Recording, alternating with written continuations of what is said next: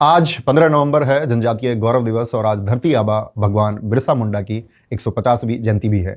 आज हम ऐसे भगवान को नमन कर रहे हैं जिन्होंने किसी चमत्कार की बात नहीं करी, खुद को कभी दिव्य पुरुष नहीं बताया, बल्कि 25 साल की उम्र में इस देश की धरती और हमारी सांसों को बचाने के लिए अपनी सांसें वार दी।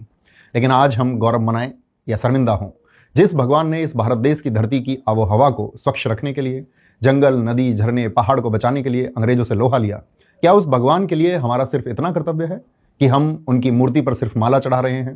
जिन्होंने जंगल को बचाने के लिए अपनी जिंदगी कुर्बान कर दी, आखिर हम ऐसे भगवान के लिए क्या कर रहे हैं? हम तो जिंदा रहकर भी उनके बचाए हुए जंगलों को लुटते हुए देख रहे हैं। भगवान बिरसा मुंडा 25 साल के सिर्फ एक इंसान नहीं थे, वो भारत की जंगलों के आत्मा थे। वो जेल में शहीद हो गए ताकि पेड़ सांस ले सकें, पर आज हम जिंदा हैं ताकि पेड़ों की नीलामी कर सकें। हम गौरव दिवस कैसे मनाएं जब छत्तीसगढ़ के हसदेव का जंगल विकास के बुलडोजर तले रौंदा जा रहा है, जब मध्य प्रदेश के बक्सवाहा के हीरे हमारे पहाड़ों और जंगलों से ज्यादा कीमती हो गए हैं, जब उड़ीसा के नियमगिरी के पहाड़ खनिजों के लिए लुट रहे हैं। हम गौरव कैसे मनाएं जब पलामू के टाइगर बचाने के नाम पर आदिवासी को हटाया जाता है और फिर डैम बनाने के नाम पर उसी टाइगर रिजर्व में 3 लाख से ज्यादा पेड़ काटने का हुक्म दे दिया जाता है। या हम इस बात पर गौरव मनाएं कि सन 2000 के बाद से भारत ने 23 लाख हेक्टेयर से ज्यादा जंगल विकास की चिता पर जला दिए। भगवान बिरसा मुंडा और आज के लोगों में फर्क क्या है जानते हो? उस भगवान के उलगुलान विद्रोह ने अंग्रेजों की हुकूमत को झुका दिया था, अंग्रेजों को मजबूर कर दिया था 1908 में उनकी शहीदी के 8 सालों बाद CNT एक्ट, छोटा नागपुर टेनेसी एक्ट बनाने के लिए। वो कानून जो आदिवासी की जमीन को लूट से बचाने का वरदान था।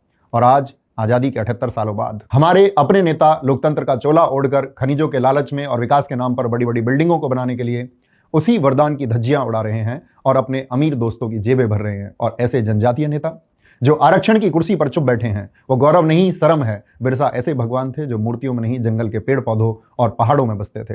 आज हम उनकी मूर्ति को तो पूज रहे हैं, पर उनके हरे भरे जंगलों को रौंद रहे हैं। इसलिए हमें जागरूक होना पड़ेगा। हमें अपने आसपास के पेड़ पौधों, झरने, नदी, पहाड़ और जंगलों को बचाना होगा। हमें समझना होगा कि विकास के नाम पर हमें जंगलों और प्रकृति को इतना नुकसान नहीं पहुंचाना है कि हमारी सांसें जहरीली हो जाएं और हमारे पशु पक्षी खत्म हो जाएं। मैं आपसे एक गुजारिश करना चाहूंगा कि आप अपनी जिंदगी में कम से कम 1 या 2 पेड़ जरूर लगाएं और उनकी देखभाल बिल्कुल अपने शरीर की तरह करें। पेड़ को सिर्फ लकड़ी या छाया देने वाली चीज ना समझो, बल्कि अपना साथी समझें और स्वच्छ सांसों का हमदम समझें। और पशु पक्षियों के प्रति दया भाव रखें, क्योंकि जितना अधिकार आपका इस धरती पर जीने का है, उतना ही अधिकार हर एक पशु, पक्षी, जीव जंतु का भी है। उम्मीद है आप मेरी बातों को समझेंगे। जय हिंद, नमस्कार, जय मां सरस्वती। जनजातीय गौरव दिवस और धरती आबा को मेरा नमन।